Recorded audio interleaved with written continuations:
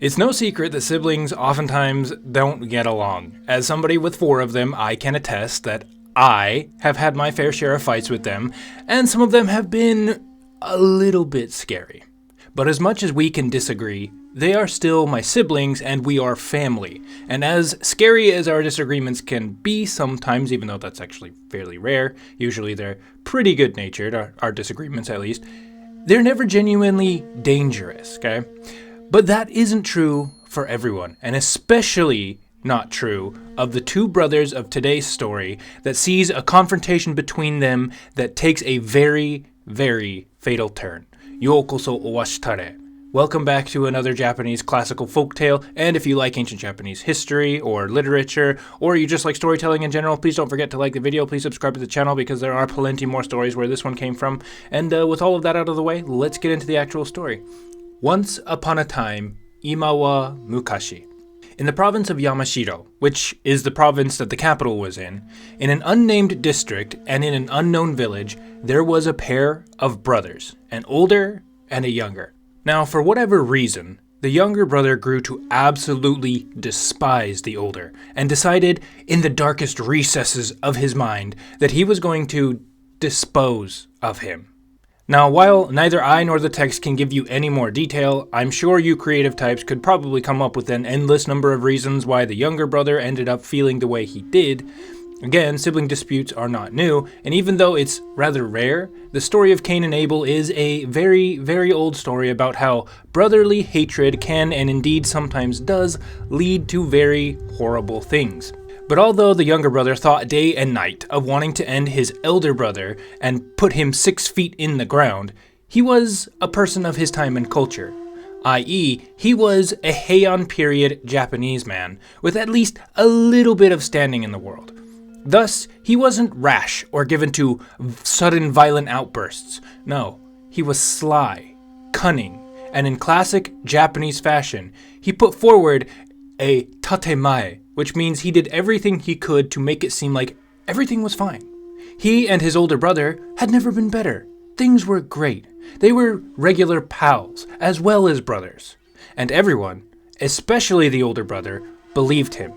Now in ancient Japan, because there was a huge influence from Confucianism, taking the life of one's older brother was a really, really serious crime.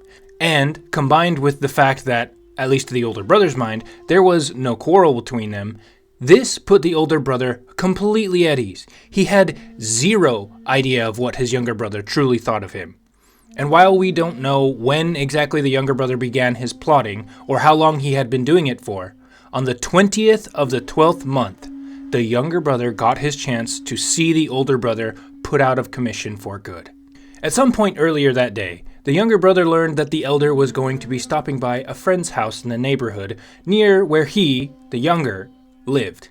The younger brother then made sure his schedule was clear that evening, and once the sun had set and the sky was only a shade lighter than the pitch black thoughts in the younger brother's heart, I can be a little poetic sometimes, he grabbed a single bow and a handful of arrows, and taking nothing else, he headed out for the place his elder brother was staying.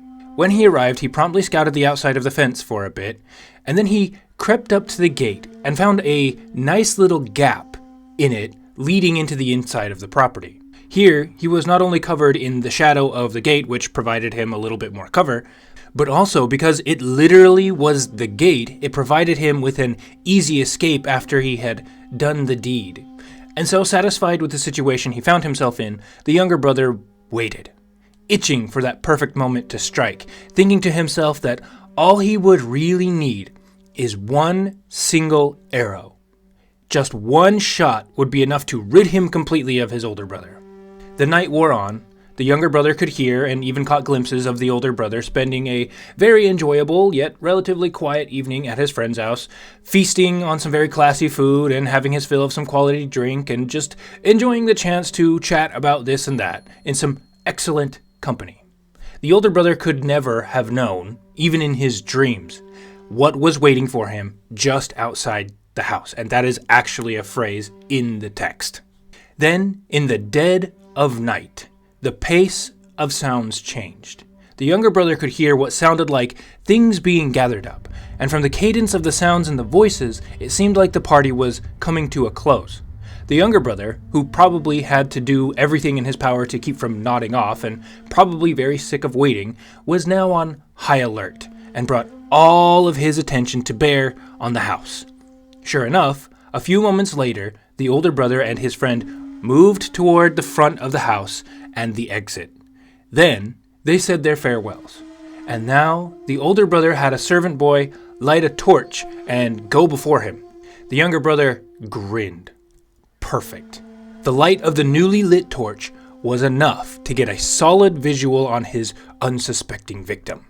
The younger brother then grabbed his bow, carefully and quietly nocked a large arrow, and pulled the string. He gauged the distance between him and his target to be about a single ton, which I believe was only a little over 10 yards or 10 meters or so. Basically, it was a distance that pretty much anyone, even somebody unpracticed in archery, could hit easily, let alone this younger brother who considered himself a pretty good shot. But the younger brother didn't waste any time. As soon as he felt like he had a beat on his older brother's center of mass, he let the arrow fly. Now, the younger brother had expected to hear the thud of an arrow piercing cloth and flesh, followed perhaps by a cry of pain and panic when everyone in the house realized what had just happened. But following the twang of the bowstring and the brief whoosh of the arrow soaring through the air, both of which happened in a mere second, there came a hard, high-pitched ting that continued ringing through the air for a split second, and then what sounded like an arrow smacking uselessly onto some wood, and a distinct absence of screams of agony and pain. The younger brother wasn't sure what to make of this, and after a brief moment of surprise, he quickly readied a second arrow and took a second to get his bearings. From the older brother's perspective, after he had said his goodbyes to his friends, opened the door to leave, and sent the servant boy ahead, as soon as he stepped beyond the threshold, he heard the twang of a bowstring, the split-second-long whoosh of something fly through the air, and briefly saw in the gloom an arrow speeding right toward his center. Even though his mind realized that it was an arrow speeding toward him with death written all over it, it happened so fast that there was no way he could react. But in that fraction of a second where he thought he was done for, he too heard the ting sound, and then saw this arrow futilely drop onto the ground a short ways away from him. Instinctively, given that he definitely had just had an arrow shot at him, the older brother's first priority was getting somewhere where he wouldn't get shot, and took no time to consider where the arrow had come from, or took a look at what kind of arrow it was, or to puzzle out why he currently didn't have an arrow sticking out of his abdomen and was not bleeding out on the floor of his friend's house. Instead, he immediately sprang behind the door he had just come out of and promptly shut it. Now that he wasn't in immediate mortal danger, he took a moment to consider, albeit in a near panic, what had just happened. After running his hands over where he assumed the arrow was supposed to have struck him, hardly believing that he hadn't actually been hit, his fingers slid over the decorative sword that he had tied at his hip. He realized that the arrow had actually struck the hilt of his sword, which actually was coated in mother of pearl. Now, for those who don't know, mother of pearl is basically the substance that shellfish use to make their shells, or rather it's the iridescent inside part of the shell that the ancient Japanese actually valued for its beauty and would use it to decorate all sorts of things. Now, I believe it's a very decently hard and smooth substance, though I can't say how sturdy it actually is, but the text seems to very heavily imply that because of the mother of pearl coating on the hilt of the sword, it not only stopped the arrow, but that the arrow essentially slid off of the hilt and then was deflected away harmlessly. The ting sound that both brothers had heard was the sound of the arrow bouncing off of the decorated hilt. But mere seconds after this whole thing went down, the whole house, the entire house was in an uproar. The lord of the house called for a whole slew of men who sprang into action. They soon began handing out and lighting torches and darted out of the house to go find the would-be assassin. We can't have one of those running around after all. As you can imagine, the culprit didn't stick around. After taking a moment to realize that he had completely failed in his attempt, and saw the servant men grabbing torches and clearly getting ready to sweep the place as soon as possible, he slipped out of the gap in the gate that he had come through and ran off into the darkness. Now, the older brother again had no idea that his younger brother was the one who had just made an attempt on his life. That is, until he felt safe enough to move out of cover and investigated the scene. The first thing he did was inspect the arrow. He called a few of the servant men over, who had stayed behind instead of striking out to go look for the culprit, and by the light of their torches he examined this one single arrow. After mere seconds of looking at it and handling it, he realized that this arrow was, in fact, one of his younger brothers. I don't know how he knew that. Maybe it had his name or some identifying pattern carved into it, or maybe something about the way it was made gave it away.